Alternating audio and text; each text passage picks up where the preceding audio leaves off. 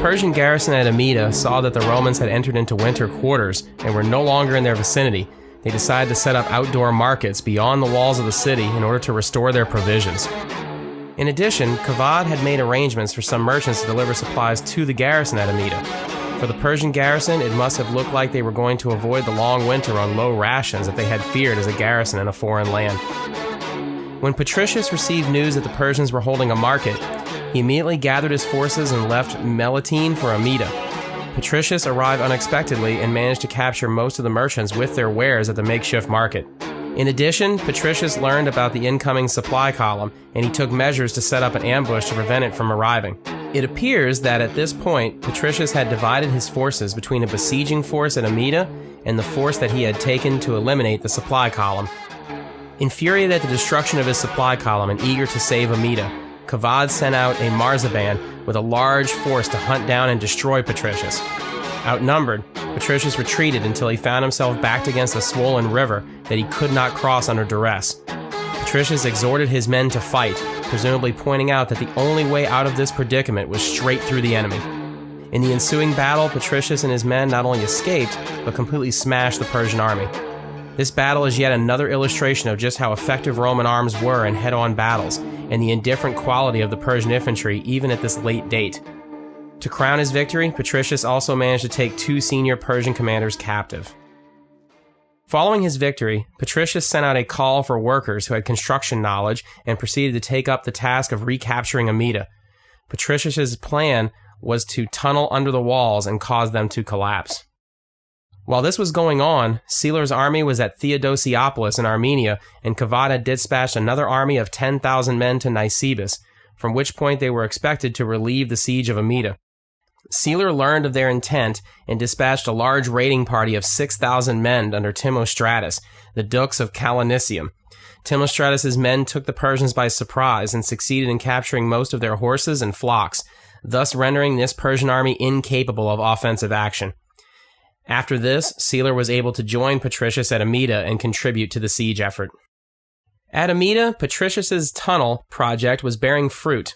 Patricius had his men support the weight of the tunnel with wooden stakes, and then he undermined the wall by burning the support stakes. This action caused the outer wall of Amida to collapse, but left the inner wall intact. Patricius continued tunneling, and his men made a breach inside of the city. The plan was to have a picked force enter the city and open the gates. Unfortunately for the Romans, a local woman screamed for joy when she saw Roman troops beginning to emerge from the tunnel, and the Persians were able to quickly contain this effort. The first Roman to emerge was quickly killed, but he was followed by a formidable Goth named Ald. Ald managed to spear 3 Persians and then retreated back into the tunnel with the body of his comrade. The Romans in the tunnel scrambled back to their own side now that the stratagem had been exposed. The Persians flooded the tunnel and managed to kill 4 more Roman soldiers, and then they sealed the tunnel with a heavy stone and posted a permanent guard there. When a Persian deserter informed Patricius that the Persians had taken measures to prevent any more attacks through the tunnel, the Roman general abandoned this strategy. Before Patricius could arrive at a new strategy, a random skirmish near the walls led to a general engagement. A Roman donkey wandered too near to the city walls, and the Persians tried to haul it up to use it for food, but the Romans were not willing to lose one of their pack animals. In the ensuing melee, the Romans on foot exchanged fire with the Persians on the city walls. When all was said and done, the well-protected Persians reported only 9 men killed, whereas 40 Romans died and another 150 were wounded. This minor skirmish was the last Persian military victory of the Anastasian War. When Caesar arrived at Amida, he announced that the main strategic aim of the Roman forces was the destruction of Kavad's army. If they were able to defeat Kavad in battle, the Persian king would have no choice but to sue for peace and thereby relinquish the Roman city of Amida without any further bloodshed. Caesar ordered Patricius to desist from an active siege at Amida and ordered him instead to leave a blockade in place to keep the area deprived of supplies. By this point in the war, it appears that many of its chief participants saw a Roman victory as inevitable. The Romans had decisively wrested the initiative from the Persians, had a greatly superior force, and posed a threat to Amida, the only material gain that the Persians had made during this war. It was at this time that 2 high-profile supporters of Kavad decided to defect to the Romans. Yazid, the pro-Persian Arab leader, decided to throw his support behind the Romans, a move which did not necessarily throw all Arab support behind Rome, but certainly shifted the balance considerably. Arab forces did a large percentage of the raiding in these conflicts, so this meant that the amount of looting and destruction on the Persian side of the frontier was about to increase greatly. A more dramatic but less important defector was none other than the Roman Constantine. Constantine, accompanied by the 2 women Kavad had given him as a gift, traveled for 14 days and nights until he reached the safety of the pro-Roman Arabs. From there, Constantine entered into negotiations with the Roman government. In the end, Anastasius agreed to pardon the defector and allowed him to live out his days quietly as a priest in Nicaea. Pseudo-Joshua does not tell us whether or not Constantine got to keep his 2 women. Perhaps bolstered by these defections, it appears that Caesar decided to try the defenses of Amida once again in July 504. The Dukes of Arabia, Gainas, stood in front of the city walls and was inflicting losses on the Persian defenders on the parapets with his excellent archery. However, when he loosened his armor to compensate for the heat, he left himself vulnerable and was finally eliminated by a ballistae. At that point, Caesar reverted to his original judgment that Amida was not worth any more loss of life. Leaving Patricius behind to oversee the blockade, Caesar took his own army and crossed into Persian territory. Meanwhile, Ariobindus campaigned in Armenia. In one battle, he defeated a combined Persian-Armenian force of 10,000 and captured 30,000 women and children. Ariobindus also laid waste to many villages in the area and collected plunder, ultimately bringing 120,000 sheep, oxen, and cattle back to Amida. Around this time, the Romans also campaigned in the vicinity of Nisibis, where there was still a large Persian force. To lure out the Persians, who were presumably short on provisions after previous raids, the Romans let their baggage train and pack animals look vulnerable. The local Marzaban took the bait and sallied out of Nisibis to claim the prize. The Romans sprang out of ambush and crushed 7,000 Persians. According to Pseudo-Joshua, this victory was regarded as significant enough to cause a major pro-Persian Armenian leader named Mushlek to defect to the Roman cause. Meanwhile, back in Amida, the Romans under Caesar were making frequent forays across the Persian frontier and bringing home large quantities of loot. At one point, the Persians on the east side of the Tigris gathered 10,000 men and met Caesar in an open battle, but the Romans routed this makeshift defense force. In a particularly brutal decision, Caesar ordered his men to kill all males over 12 and the enslavement of all others in Persian territory. The punishment for any Roman soldier who spared the life of a Persian man was execution. Vineyards and olive trees were also targeted.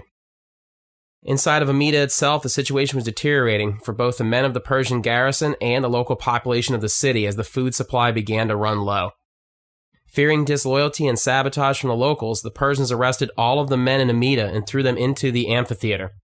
As food became scarcer, rations were only distributed to the Persians, who took up the practice of preparing and eating their meals on the walls. The only locals who received any food rations were the local mistresses of the Persian soldiers. As has frequently been the case in times of famine, some of the locals resorted to eating shoe leather. In another attempt to alleviate the famine, some local women formed gangs to go out at dawn or dusk so they could murder and eat anyone who may manage to catch. The Marzaban, commanding the garrison, discovered the activities of these gangs of women when he smelled the cooking of human flesh. The Persians put an end to the activities of the female cannibals, but their general predicament remained as dire as ever. At this point in the conflict, even the stubborn Kavad knew that the war was lost, and he entered into negotiations with Caesar. In the early stages of the negotiations, Kavad secured an agreement to allow a Persian supply column with food to reach Amida and got the senior Roman officers to swear to see to its safety.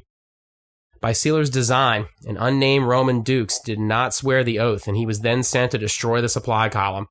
Kavad was furious, but he could not prove that the Romans were the culprits. Caesar granted the Persians his blessing in pursuing and punishing the unknown assailants, whoever they might be. The Persians, although incensed by this obvious chicanery, were still interested in peace, whereas it looks like Caesar was content to extend his command and win further glory. Whatever Caesar's plan, it was destroyed by a sudden cold snap, which began to decimate Roman morale. The cold was so severe in the winter of 504-505 that one supply column of Edessans, headed for the Roman army outside of Amida, lost most of its men and all of its baggage animals to the elements. As Roman troops began to desert to carry their booty home, Caesar became more amenable to a peaceful solution. The Persian diplomat offered an immediate peace on the condition that the garrison of Amida be allowed to withdraw. Caesar approved, provided that both imperial sovereigns agreed to make peace. Anastasius, for his part, was eager for peace and tried to soothe hard feelings by sending gifts to his own hard-pressed eastern cities and to Kavad himself. Kavad also agreed to this arrangement, which created a stable ceasefire while the two sides worked out a more permanent treaty to end the conflict for good. From the end of 504, there were no further battles between Roman and Persian troops. However, the Arab allies of each side continued to raid imperial territory and wanted the war to continue. So, why did the Arabs want to continue this conflict? If Pseudo-Joshua is to be believed, then the Arabs who fought on both sides made a great deal of money during the war, since they did as they pleased in both empires. Both empires disciplined their own allied Arabs with military force until they ceased from making raids into the lands of the other empire. The independent-mindedness that Arab chiefs had shown during the Anastasian War presaged the Arab invasions which began 130 years later. The local population of Mesopotamia suffered grievously from the Anastasian War. We know a great deal about the suffering on the Roman side of the frontier, and we can reasonably suppose that there was comparable hardship on the Persian side. On the Roman side of the lines, Anastasius sent out an imperial eunuch with a large sum of money and allowed him to spread largesse as he saw fit to people in need. The emperor had already remitted taxes to the region for a 7-year period, but he also gave gifts to Edessa, Amida, and other cities which had served and suffered in the name of Rome. Nonetheless, the devastation was so bad that Pseudo-Joshua reports that wild animals became so accustomed to eating human corpses that they grew bold enough to attack solitary travelers or wander into villages to eat children. While there is some exaggeration on his part, it is not hard to imagine that it would have taken years for the region to fully recover, particularly since the war followed a prolonged period of drought. Pseudo-Joshua reminds his reader that a great deal of the suffering endured by the locals during the war actually came at the hands of the Roman troops who were billeted with civilians. Officials who were supposed to protect civilians from the abuses of soldiers turned a blind eye to brutality, since they took bribes from the rich to pass on the burden to the poor. Common citizens had to give up their beds and open their pantries to Roman troops. Roman troops frequently got drunk and rowdy, raped women in the streets of friendly cities, and mugged locals to steal supplies. Pseudo-Joshua blames most of this conduct on Gothic troops in Roman service, although since all of the Roman field armies would be from areas foreign to him, it is not clear how precise his knowledge of the Roman army's demographics actually were. At any rate, the locals were finally fed up with the expenses of maintaining the Goths and felt insulted when the remission of taxes for the eastern provinces was announced, since it did a great deal more for large landowners who had not had to deal with billeting troops than it did for themselves. The locals were able to convince the official in charge of such things to shift the burden of troop maintenance to the wealthy, but the wealthy were able to negotiate a set rate of sustenance and put the troops on a set ration.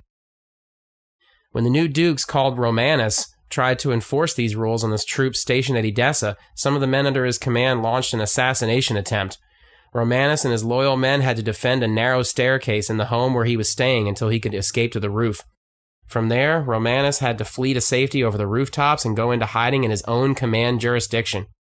After that incident, Romanus decided to let the issue of rationing go and let the soldiers continue to run amok. Local complaints eventually got the attention of Caesar, who saw enforcing strict discipline as a fool's errand. He viewed the best solution as concluding a permanent peace as quickly as possible and returning the soldiers to their permanent bases. While negotiations between the two empires continued, Anastasius and his senior officers considered ways to prevent the Persians from penetrating their frontier in this way again.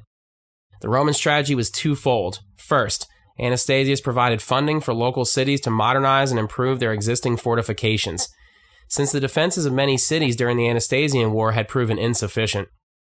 According to Procopius, one of the major recipients of this aid was the city of Theodosiopolis in Armenia. Second, to negotiate the strategic value of Nisibis, which allowed easy access to Roman territory, Anastasius turned the nearby village of Dara into a major fortified center just across the frontier from Nisibis.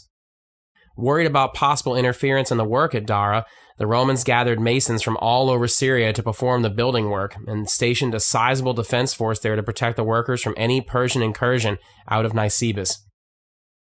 Predictably, Kavad protested the construction of the fortress city at Dara, as it took away his biggest strategic advantage over the Romans. However, he was in no position to oppose the construction of the fortress militarily. Anastasius responded to Kavad's complaints by agreeing that Rome would pay Persia money in the final peace agreement, something that the cash-strapped Kavad had no choice but to accept. In 506, negotiations were completed and a new treaty was in place, and the Anastasian War drew to an official close. Anastasius' new center at Dara, which was completed by 508, violated their agreement between the two empires from 422, when it was agreed that both sides would refrain from building additional fortified centers on the frontier. Just as the war itself was exceptional after so many decades of peace, so too would its conclusion usher in a new era of Roman-Persian relations. The defining feature of this new era was that the presence of Dara prevented either side from gaining a decisive edge in Mesopotamia. In the wake of the Anastasian War, 3 more major wars between Rome and Persia occurred in the 6th century. The Iberian War and the Lazic War were both fought during Justinian's reign, and the Byzantine-Sasanian War of 572 to 591 was every bit as long and indecisive as the name implies. With Dara in place, the bulk of the fighting in these 6th century wars occurred on the peripheries. This had the effect of limiting the decisiveness and scope of these wars. In addition, the importance and prestige of peripheral powers such as the Sassanid and Lakhmid Arabs was enhanced now that the battles were much more important for determining the outcome of a given war. The Anastasian order only broke down during the Byzantine-Sasanian War of 602 to 628, when the entire eastern frontier collapsed and the Persians penetrated all the way to the western shore of Asia Minor. The reason for this collapse was not a flaw in the Anastasian frontier, but rather a civil war and legitimacy crisis on the Roman side, combined with inspired leadership on the part of the Persians. When Heraclius eventually restored peace and reset Rome's borders, he reverted to the territorial arrangements that had existed following the Anastasian War. Therefore, the emperor who created the final version of Rome's eastern frontier was not the ambitious Justinian or the soldier Maurice, but the eccentric bureaucrat Anastasius.